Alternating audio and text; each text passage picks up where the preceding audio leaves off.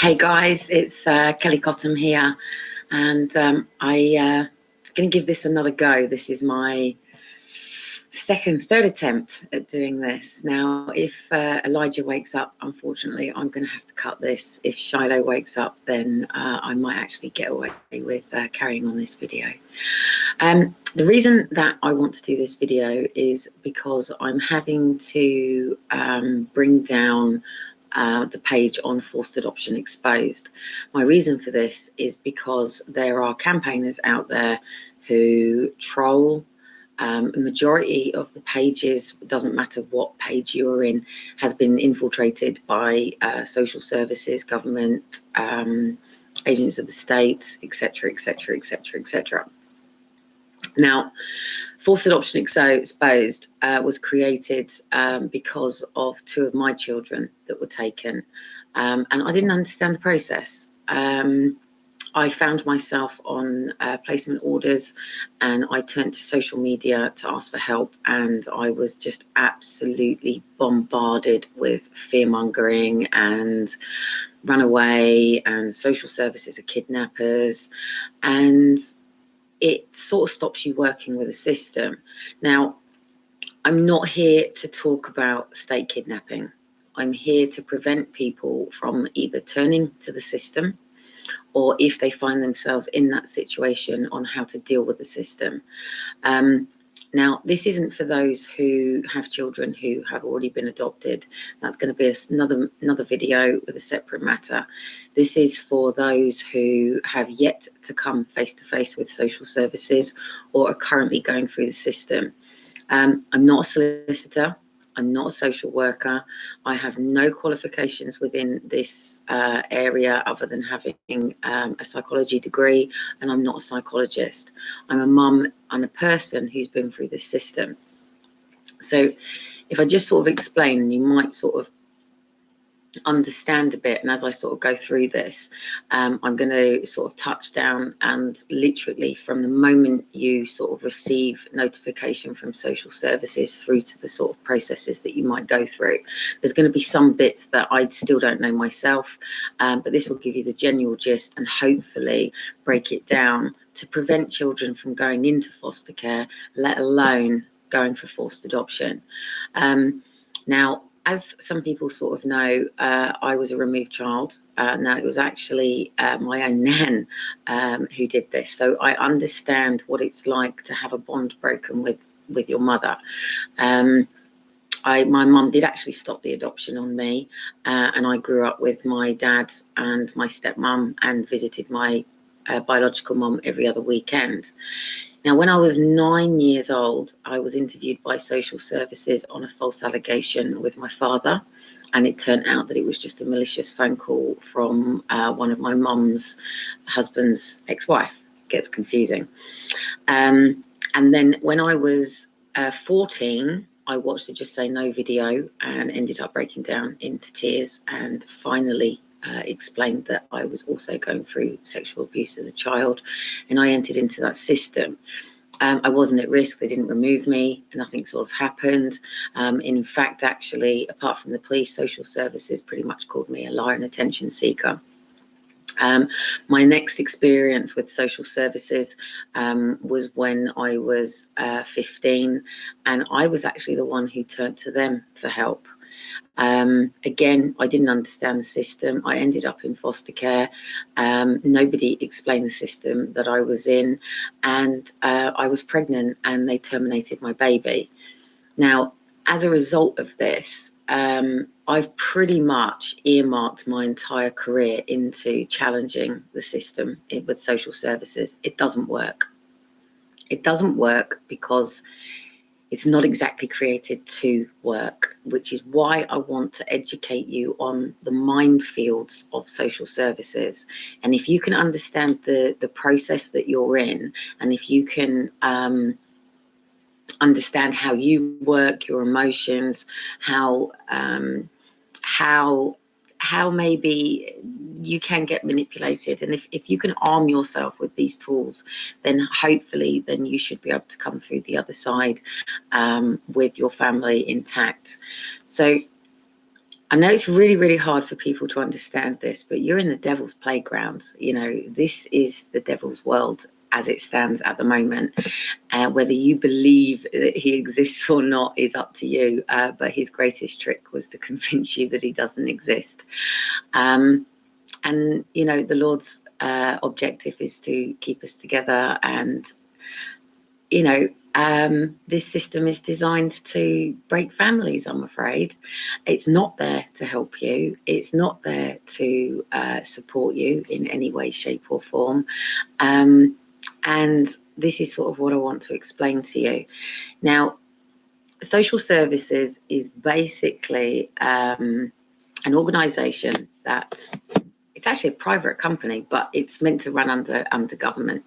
Now, if I explain, I'm going to use the Bible as an example because it might help you understand. Now, in the Bible, you'll have chapters, verses, you'll have 1.1, 2.2, 3.4, all this sort of stuff. Now, this is exactly the same as the law. Now, what you're sitting under is the Children's Act of 1989. Now, that Children's Act basically has subsections for what the Children's Act is. You're going to have to sit there and read it yourself. And it might seem very complicated, so I'm hoping I'm going to do this in a way that might make it really, really easy for you to understand. And if you do find yourself in this situation, that you know how to react. Now, please, please, please, you have to understand that there are people out there who do very, very horrendous, horrible things to children. And unfortunately, we need such a service that is going to get in there and is going to protect children. But it's like turning over, you know, a needle in a haystack. And as we know, children who are abused are left, children who aren't are taken. And this whole system is very, very much upside down. Now, where I fit into all of this is I'm going to be working within Parliament. So yes, people can say I work for the state then, can't they? I don't work for the state. I don't work for anybody. I'm just a mum who's been through this system myself. Talked about sort of how I went into the system as a child, but I've been in this system as an adult as well. And I've been in the system in many different ways. So under adult social services, where they've supported me through university. When I've ended up in domestic violence and they've come in and done an assessment and left me alone. And then when I found myself hemorrhaging and I had a circle of support around me and, you know, everything was good, but I didn't realise how close I was to something called a Section 47. Now, when I transferred over this case from Preston to Flintshire, I could have never, ever, ever, ever have foreseen what was going to happen and how quickly it was, where two of my children were literally taken within 3 minutes and I was on a hiding to nowhere, and I didn't understand the process. In fact, when I sat there 26 weeks later with my children on care and placement orders, I didn't understand what was going on. I was an absolute emotional wreck. In fact, all the way through it, you know, I was a mum who was torn to pieces and in grief. I had no support. I was going through the process with my oldest son, who was with me the whole time, and nobody ever took the time to explain it. Now, when any person who's going through this goes on to Google and they say, social services have got my kids, or how to deal with social services, the first thing you're coming across is people who basically tell you to run away. And I'm not saying if you can't get away, you don't get away. I'm not condoning it and I'm not supporting it. But what I'm saying is that's not the answer. The answer is that we need to understand this. So first of all, I'll tell you straight, no social worker goes to work in the morning and gets a lottery ball and says, let's go to this house, let's go to this house, or let's go to this house. To be honest, the majority of social workers have got 30, 40, 50 cases. They are completely inundated. They are so underfunded. And I'm going to say it, and you're going to absolutely want to throw stones at me. A lot of these social workers are really lovely people. The system doesn't work, okay? Now, I am not saying that there are not some dodgy, backhanded social workers, because there are.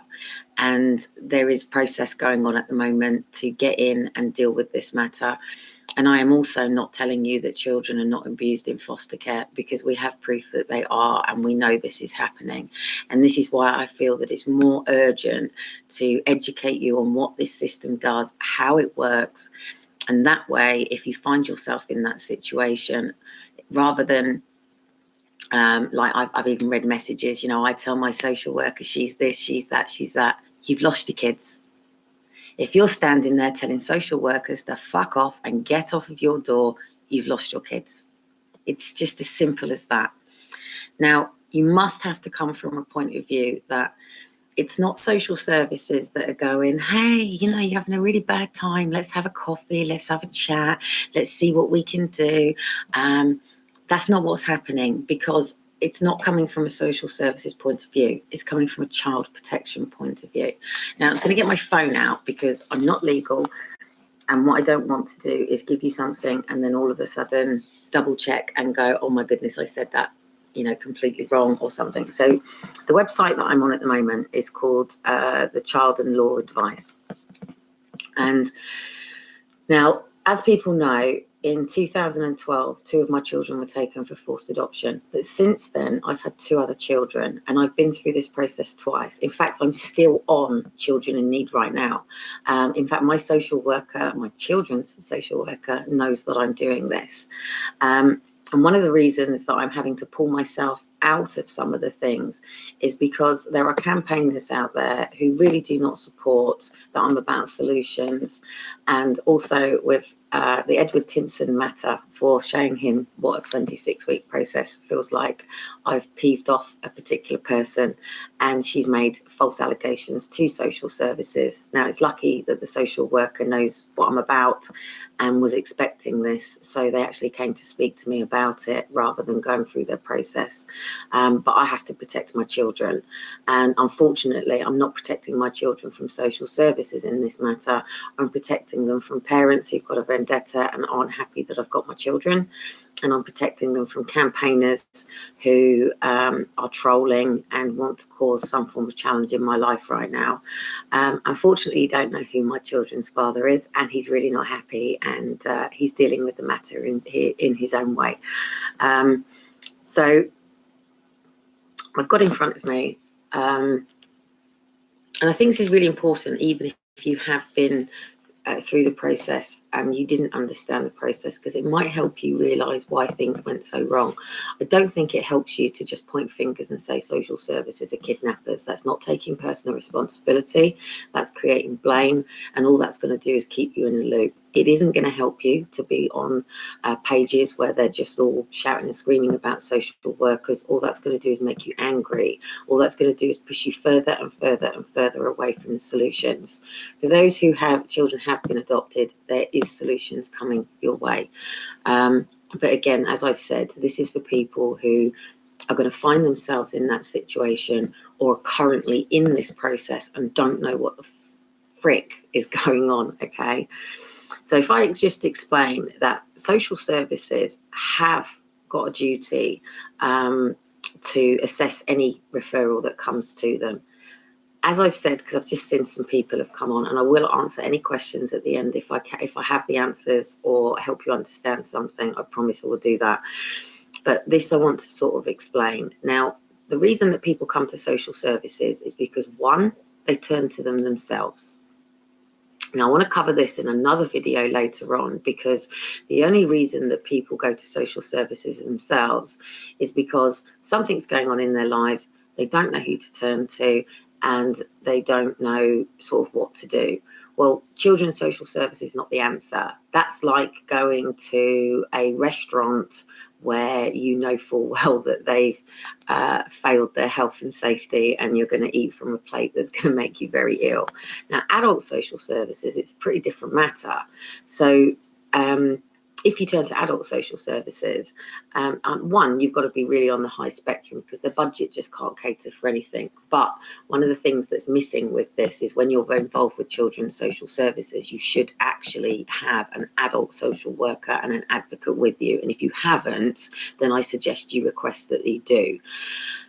So I'm just going to read from stuff down on this framework. So if you imagine that you've got individual people. So, okay, so say I'm a social worker. Yes, got my red X's on. Always got my red X's on.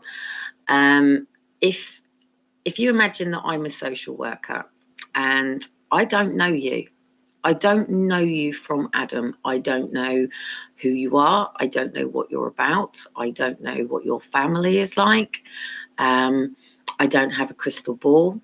So basically, I've got to come into your life and I've got to leave knowing that your children are safe. That's a really, really, really hard thing to do. And if you can come from that point of view, it will make it easier for you to deal with this system. Now, as I've said, social services don't randomly pick a ball and come out and investigate you. What's going on now is what's called MASH. It's a multi-agency framework, okay? So mother conceives a child, carries a child. Your first point of call will be your GP. That's to confirm that you're pregnant, and then you'll be referred to a midwife.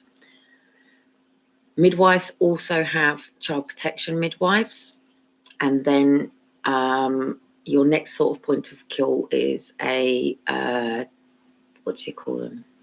Children's things. I know what I'm talking about, but I've just gone completely brain fog for some reason. Oh, come on, where's Amber when you need a health visitor? That's it.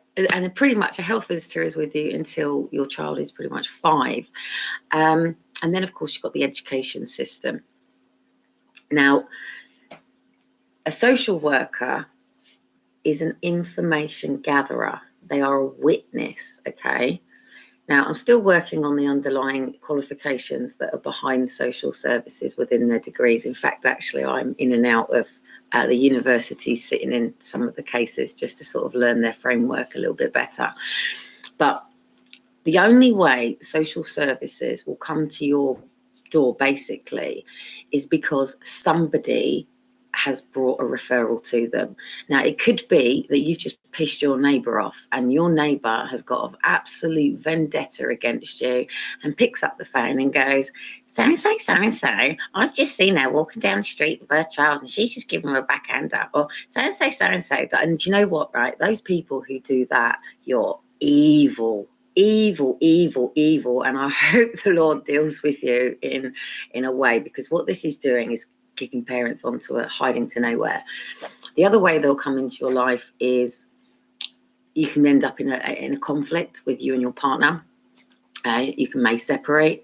You may enter into the family courts. Family courts might bring CAF in. CAF might bring social services in, depending whether parents can actually work together. So I suggest for any parent who is at war with each other, for the sake of the children, sort it out, bang your heads together, work together, and remember that you're both parents and you need to protect children. And you're about to go into the dragon's den. Literally, it is. You're going to enter into a world that, you know, you're on a hiding to nowhere and you need to sort it out very fast. The other way is children at school. A teacher might highlight a concern. A doctor might highlight a concern. Health visitor might highlight a concern. Somebody within the medical profession may highlight a concern. Now, when it's a professional, they will usually come and speak to you first. Now, it's really difficult for someone to criticise your parenting. And it's really difficult to take that, even when sometimes you are actually getting it wrong, or you might be getting things, you know, a bit, not quite. We weren't given a rule book, okay? We weren't given a rule book on how to raise our children, how to bring our children into the world, and how to deal with some of the challenges that comes with parenting. We pretty much learn this stuff as we go along, or if you've got great role models as parents, brilliant. But the majority of the people coming into social services have either been in foster care themselves, they don't have a support system, hence why they keep returning to the system.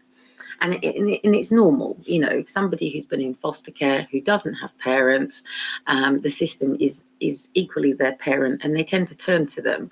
But you'll never find the same social worker each time, okay? And in fact, one of the things that happens within this system is each social worker is what's the word? Each social worker is allocated a different process, okay? Hence why you keep moving through different social workers. The other thing is a lot of these social workers don't have children. They're young. They have literally, gone straight through the education system. They've decided they want to make a difference. And I honestly will tell you, the majority of social workers, unless they are evil paedophiles who want to infiltrate this system, and yes, it happens, the majority of social workers do it because they care. They come into this system because they want to help. And then once they get into the system, they realise that their hands are so tied and red-bounded that actually they find that they're not helping. And the good social workers tend to leave quite quickly. In fact, I have through BAFTA, I have met so many beautiful, beautiful, beautiful social workers who are actually pushing for change more than we are. So once this referral has happened, social service have got 24 hours to make a decision. This is why it's so urgent, because literally you are either going to get a phone call, a knock on the door, or a letter. Now, letters too fast. So if they're sending you a letter, they've already done a little bit of an investigation, or you've got a previous case. So if it's a phone call or a quick knock on the door, deal with it fast. Okay. Now, there are people out there who will tell you, you slam that door shut and you don't deal with them. And what I'm telling you that's going to happen is they're going to go straight to the courts and they're going to come back with a child protection order. And you are going to go through the most horrendous experience that you've ever seen.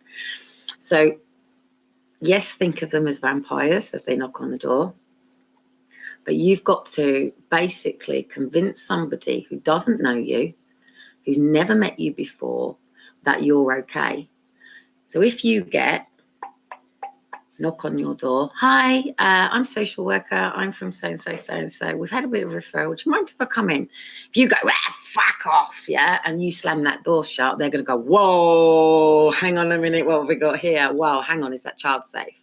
In fact, you have just given them a red flag to continue this process on you. Now, one, I hope your home is, clean and tidy and organised and your children do have stuff. If they don't, then you do need help and you have to accept and put your hand up that you do need help. So I would advise anybody, if social services knock on your door, to invite them in, to treat them as if your neighbour has literally just walked through the door. Now, I'll tell you one thing, you record, okay? Now, I'm going to say this, and I'm going to say this on camera as well. You double record, okay? Always notify social services that you're going to record. If they ask you to turn that off, you've got a backup recording going on. Basically, even if they come in through the door, it's very, very simple for social services to make a very, very genuine mistake. I hear a lot of people saying they're lying. They've said this, they've said that, and they've said this. Sometimes it is just literally Chinese whispers or they pick something up. That first 24 hours is so important, okay? So prime example, okay, one of the campaigners, Yolanda, decided to ring social services and make a claim that while I attended the adoption inquiry, that I left my children with another mother and claimed that she was a child abuser. Now, this isn't actually true. Now, when the social worker asked me about this, I was able to put water on this absolutely immediately. I was able to show her I was able to show him the Facebook pages of this person writing all this stuff up about me, which one, proved that the anonymous call had come from this person. And two, I was able to prove that this was a vindictive call. End of the matter. Didn't even go on to paperwork. End of the matter. Done. Okay.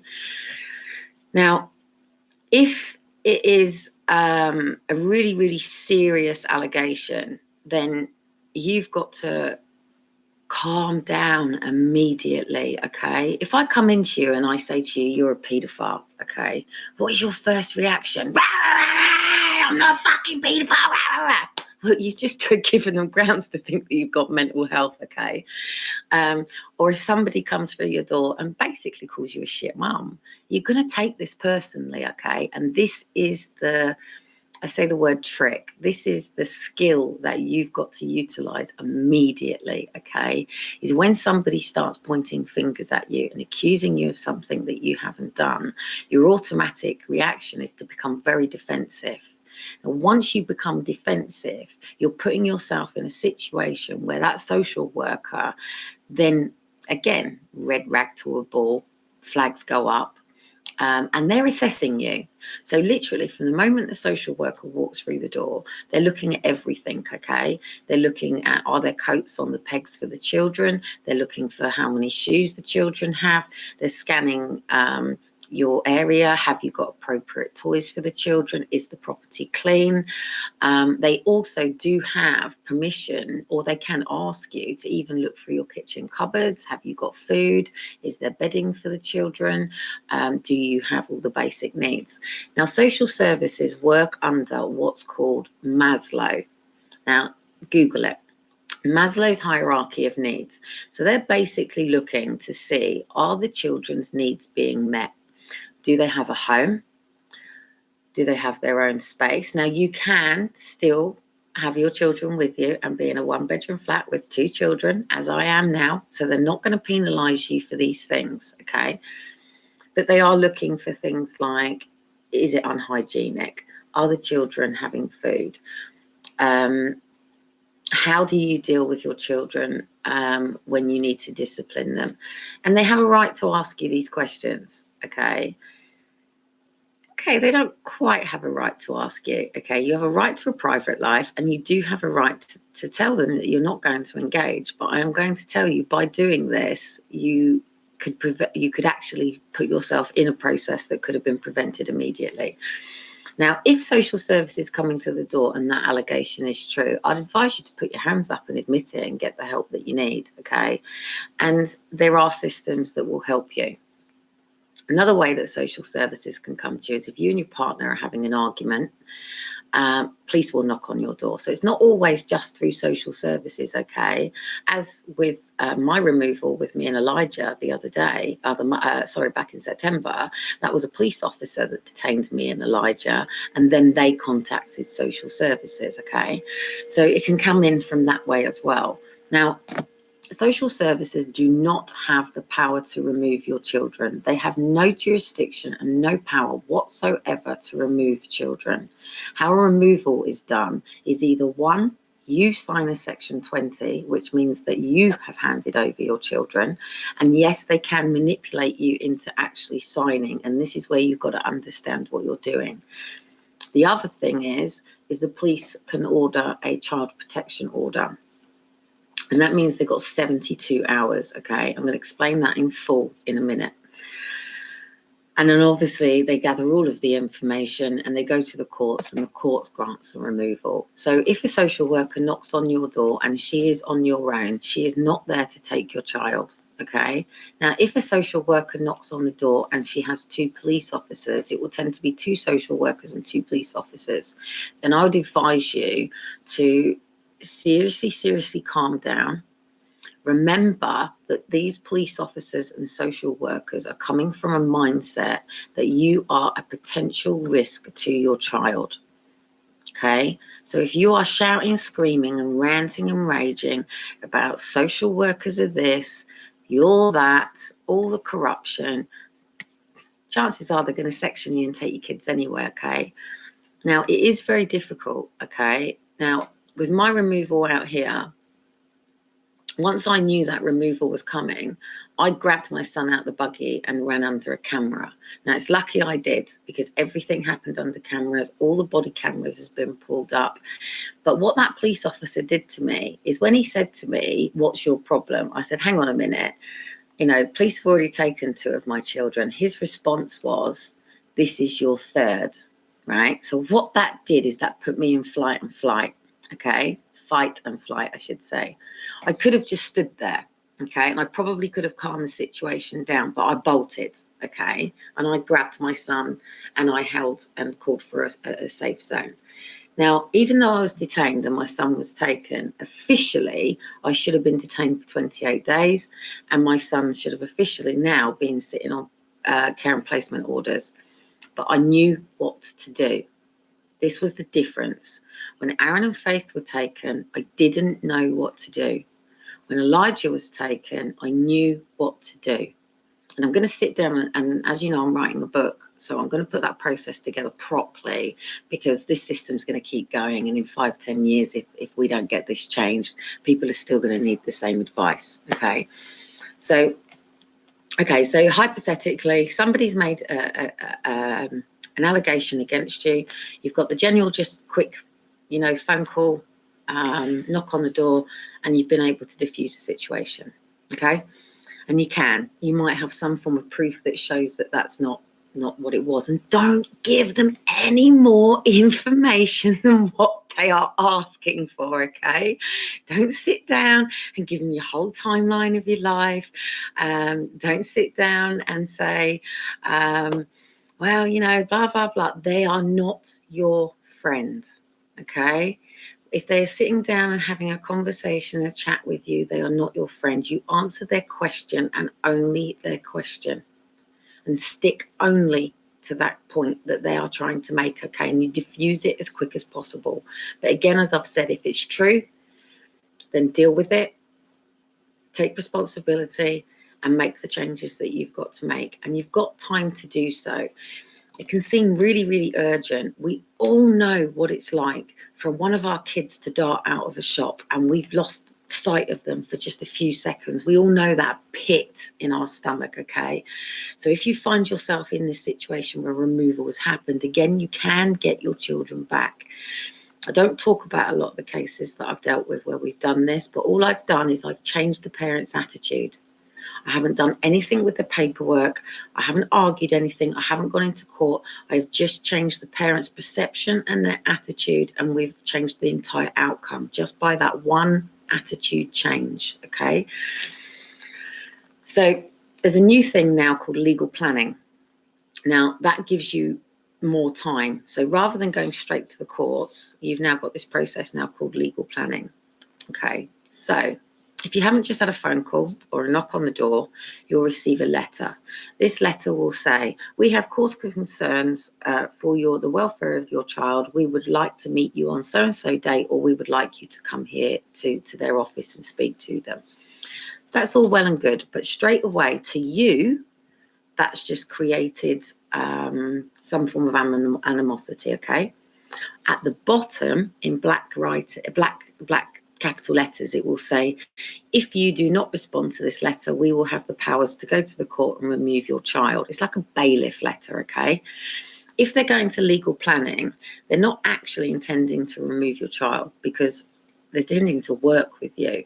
And one of the main reasons that they'll go to legal planning or even go to the courts in the first place is because they need to access funding, okay?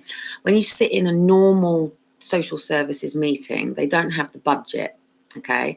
Once you go onto legal planning or into the courts, they have a bigger budget to be able to work with things. So that might be your psychological report, etc. They can't do that at this level, which is why they move you through the levels, okay?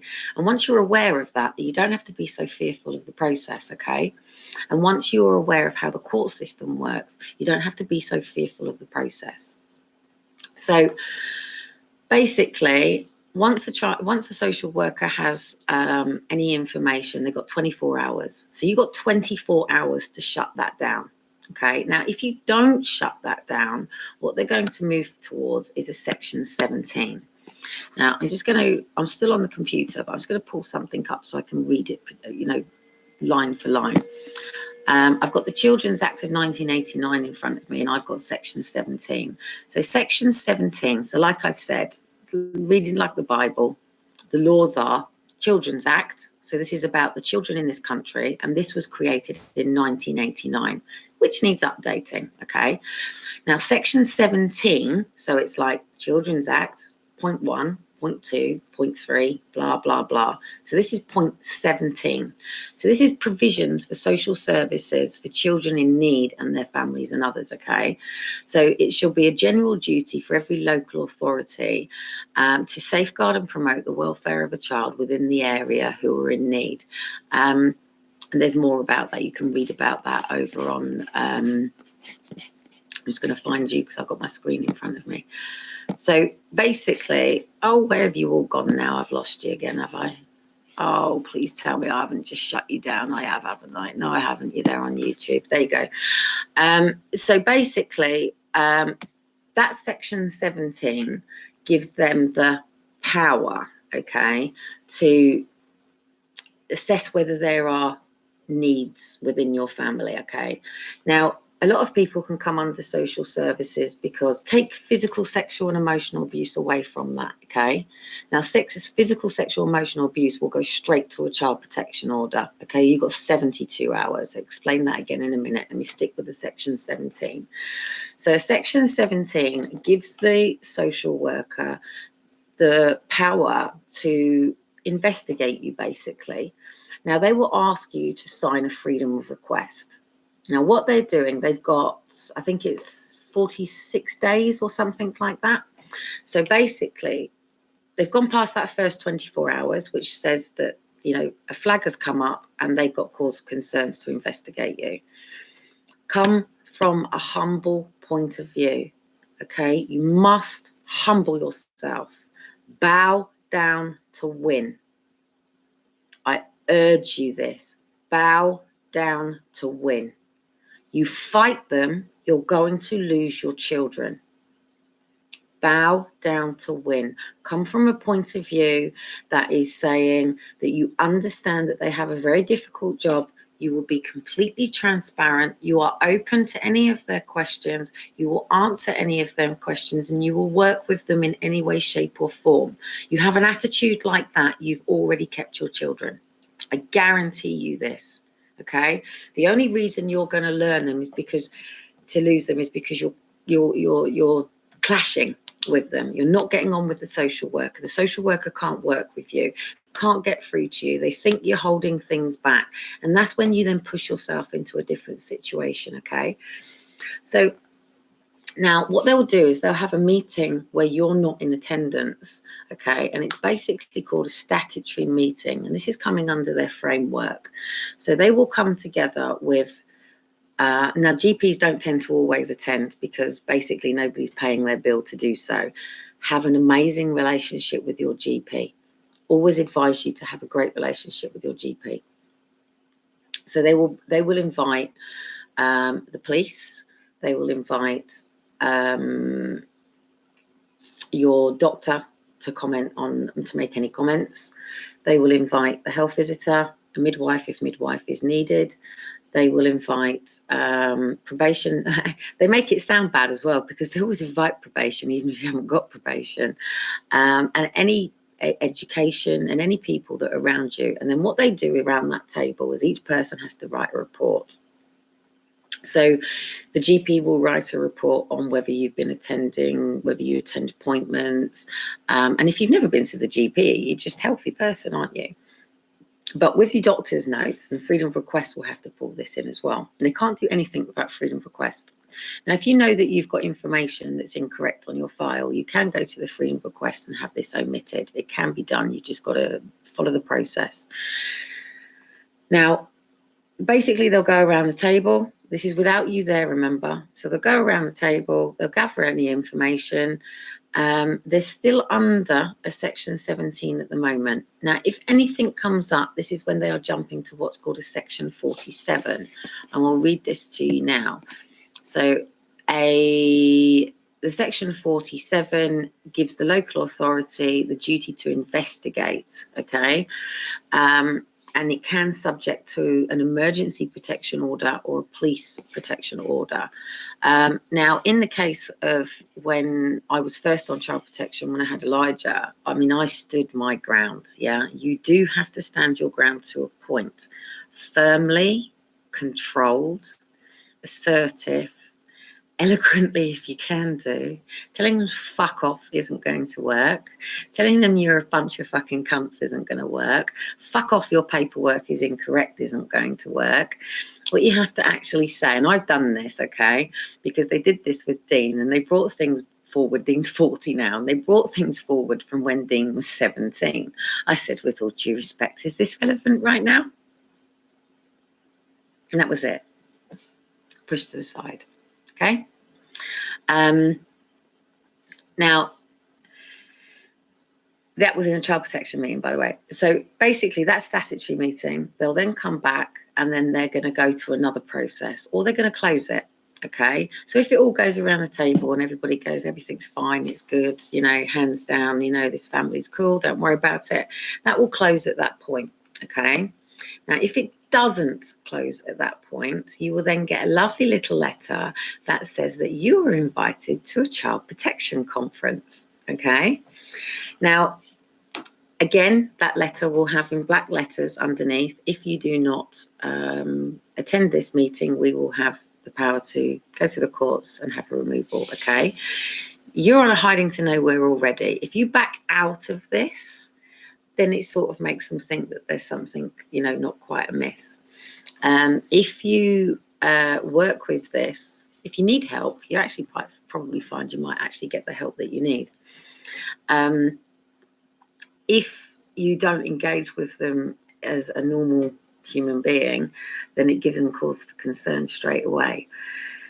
Now, your child is obviously still with you at this point, and it can get very, very, very, very nerve-wracking, okay? Now, my child protection meeting, I actually handed my son over to a social worker to take him to the park while I was attending a meeting. It was the most scariest time of my life.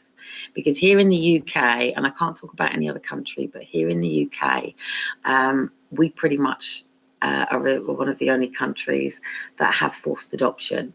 Now, prior to us campaigning, adoption was coming down as the first resort, okay, and a removal was coming in at the first resort.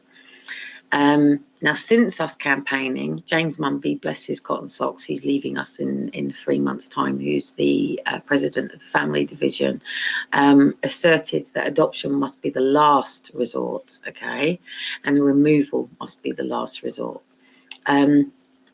It's pretty much your reaction that will create a removal unless they're coming in with a court order. If they're coming in with a court order to remove, then you would have had goodness knows how many steps in between that to have stopped it or got the fuck out of this country, okay? And also, even if they do removal, it really is better that your child is not put through duress, stress. I have witnessed children being cuffed to the floor who've tried running. I have witnessed some very nasty situations with a removal. If a police officer has the permission to remove your child, he is not going to bow down to you with you saying no. He's going to do it under any forms necessary, okay? And it's not a nice process, but you would have had plenty and ample attempts prior to this to prevented it.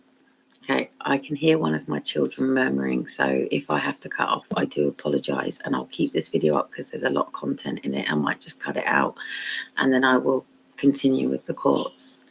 In fact, I'm just going to have to shoot off, so I will explain the child protection matter and the court matter in about 10 minutes. I shall see you in a minute.